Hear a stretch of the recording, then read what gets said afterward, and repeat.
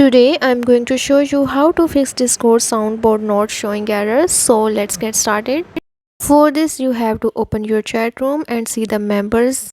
If your chat room has more than 50 members, then probably this sign may not appear. As you can see here in this chat server, I have more than 600 members and it's not showing me soundboard option. Now to prove you, I will again open another chat server.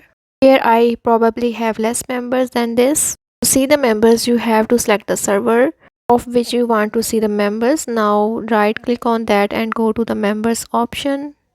Here as you can see, I have only 3 members in this server. Now here at this interface, I'm going to open this server and it's showing me the soundboard option down there. So to solve your issue, what you have to do is you have to remove unnecessary members from your chat server. Remember that to see this option, you have less than 50 members in your server. Once you remove your members, your problem will be solved. So that's how you can fix soundboard not showing on Discord.